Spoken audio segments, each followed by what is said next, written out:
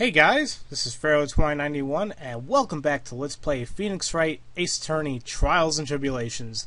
Last time we left off, we kept hearing Phoenix's testimonies about what really happened, but he kept saying, oh no, I'll tell you the truth now, I'll tell you the truth now, and well, we did know that he did push him, and we do have a murder cause of death, actually, from what weapon it was. Supposedly it was electrical cable. But let's hear why or when he pushed the victim. That guy, he was talking bad about Dolly. Oh, so yeah, that's a normal thing, pushing a guy when he talks about their girl. I lost my temper, I gave him a shove. In that moment, I heard some kind of loud noise. A little while after that, I started to get worried. So I went back, but he was just lying there. Dead! Well, the explanation is really quite simple. When you pushed him, Mr. Swallow flew back and touched the electrical cable. He died from the shock. And that, as they say, is that. Simple explanation indeed. At the time of the incident, a light rain had been falling. Wet from the rain, the victim was more easily electrocuted. But when I pushed him, there wasn't any electrical cables nearby. If there had been something like that, even I would have noticed it. That's true. Even a doofus like him couldn't have missed that. Miss Faye? Let me warn you right now that if your cross-examination doesn't yield any new facts, I intend to deliver my verdict without further delay. Are we clear on that? Yes, Your Honor. Don't give up, Mia. If he is innocent, there must be some kind of evidence somewhere that will prove it.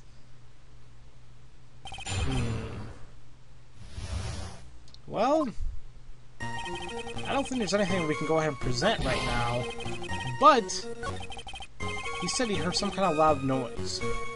Now we can go ahead and assume that, okay, it was the electrical cable, whatever, but let's just get more information on that. A loud noise? And what would you say was that loud noise, Mr. Wright? I'm not sure, but it was really loud. It was like, snap! Come to think of it, I wonder what that was. Clearly, Your Honor, it was the sound of the victim being electrocuted. Objection! You're not qualified to decide that. What should I do? I'm treading on some dangerous ground here. Well, go ahead, ask for more details. I don't see what's wrong here. Mr. Wright, that loud noise you heard may be extremely important.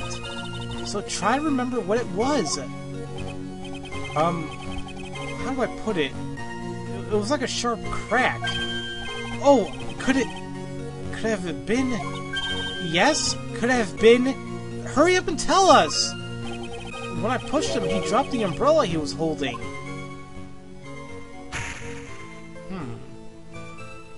So maybe that's what broke? He fell right on top of it, and it broke.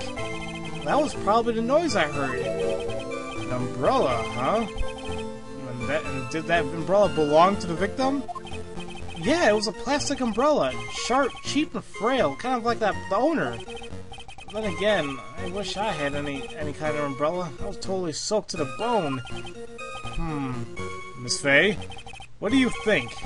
Is there something important in that testimony just now?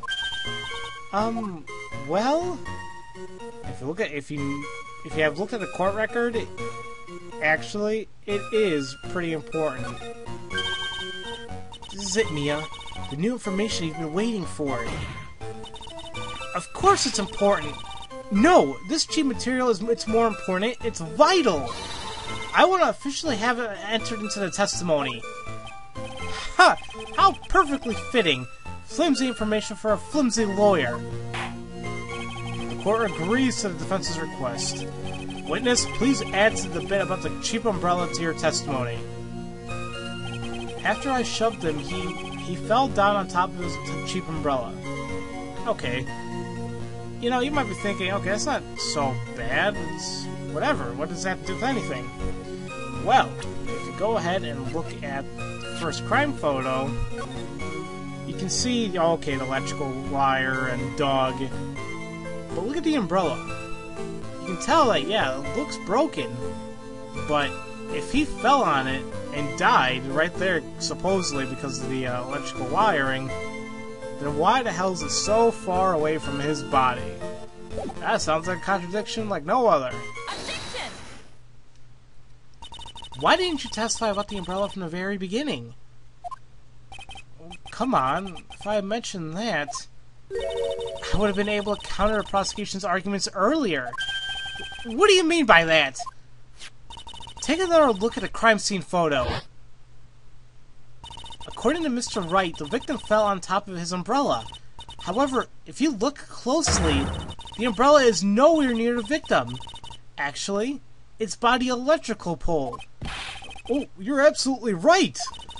The conclusion here is obvious. After the defendant left, the victim moved from where he fell. In other words, after he was pushed by the defendant, Mr. Swallow was still alive. No! Order! Order! Order! The victim, he moved? Mr. Payne? The umbrella in this photo, where is it now? Well, it was collected by the police at the crime scene. I want to present as evidence immediately. Okay, well, but the umbrella could have simply been blown there by the wind. According to the testimony, the victim fell on top of his umbrella. There's simply no way it could have been blown there by the wind. But I know this matter of the umbrella seems relatively trivial, but as long as the smallest doubt remains, I cannot render a final judgment. No! Yeah, you get pissed off, Payne.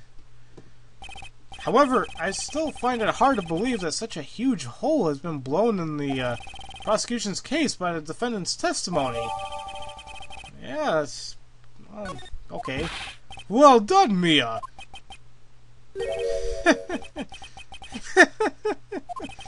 Mr. Payne? What are you chuckling about? Well, pardon me, Your Honor. It seems I was expecting too much on a free ride. It was foolish to think I could establish guilt through cross-examination alone. I'm afraid I don't follow what you're saying here. Let me guess. You have another witness. Exactly. And this witness testimony will be incontrovertible. Hope I said that correctly. Well, who is this witness? Miss Dahlia Hawthorne. Dahlia Hawthorne? You don't mean Dolly? Dolly? I do, Your Honor. The defendant's very own lover is a witness to the whole thing. That's right. She was at the scene of the crime when the murder took place. What? How come we're finding this out now? I'm sorry to break the bad news to you, my dear.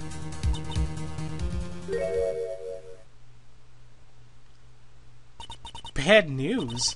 You couldn't be more wrong. Actually, I've been waiting for this. You can't be serious. Mia, what do you mean by that?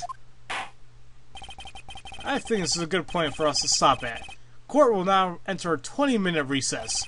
Afterwards, we'll listen to the testimony of Miss Dahlia Hawthorne. Alright. Excuse me there. Miss Faye, I'm sorry about what happened back there. It's alright. At least you told us the truth in the end, Mr. Wright. Yeah. So I guess I can start to relax then, huh? Relax, my boy. You can't be serious. After hiding such important facts. But the next witness is my Dolly, right? She'll save me. I just know she will. Why do you think that? Huh? What do you mean? She's the love of my life, that's why. The love of your life, huh? Would you mind telling me more about you and Miss Dahlia Hawthorne? Sure, no problem. Dolly and I, we first met about 8 months ago, right here in this very courthouse. Actually, I'm studying to be a lawyer on the side. Anyway, irony! One day, she and I bumped into each other in the reading room downstairs. And that's why I really think it was fate that brought us together. As soon as I first set eyes on her, I just knew that she was the one for me. Oh, here, take a look at this. She gave me this the very day the day that we met as a symbol of our love. Why did Mia seem surprised by that? She had been wearing it around her neck that day, but then she took it off. But before she gave it to me, she said, "I want you to carry this." So she gave it to you as a present, I see. This darling little bottle is filled with memories of my darling little dolly. It certainly is a little bottle, alright. It makes me so happy I show it to everyone I meet. I want to share my happiness with the whole world. That's nice. Anyway, so after that, you and Miss Hawthorne started dating? Yeah, but she's so shy. Every time I see her, she always says the same thing to me. Please give it back now. What a strange girl, asking for a present back like that. By the way, Mr. Wright, the day you first met Dahlia Hawthorne, 8 months ago, it wouldn't happen to have been on August 27th, would it? Huh? Yeah, it was. But how did you... This happened on August 27th, right here in this courthouse. What's this? A newspaper clipping? Let's see. Murder in a courthouse? Murder? What are you reading there? Let me see that. Oh, I see. Mia, I think I understand what you're trying to say here. I think I understand why you suddenly took such a keen interest in this case. You believe there is some relationship between these two cases. Am I correct? I hope you don't mind, Mr. Grossberg. I need to finish this myself. Ah, yes, but I'm afraid that what you have will not be enough, my dear. I'll go and have a look at the downstairs reading room and see what else I can find. Thank you! I want to do whatever I can to be of help to you, Mia. Well, looks like recess is about over. We'd better all get moving. I guess so. That recess sure seemed longer than 20 minutes, though. Alright, well, there we go, guys. To be continued. So anytime there's a to be continued, you'll also always have a save point, so kind of like a nice break. So yeah, very interesting stuff has happened here. Mia definitely seems to have some type of history, as you can say here, or there's more going on here that we know of. And, well, we might learn more about that soon enough. Who knows? So next time we're going to go ahead and continue on with this case. We'll hear more from Phoenix's Dolly, or Dahlia Hawthorne. See what she has to say. Maybe she can save us all at the end. So, as usual, thank you all for watching, and I'll see you guys next time for Let's Play Phoenix Wright, Ace Attorney, not Justice for All, Trials and Tribulations. I'll see you guys later.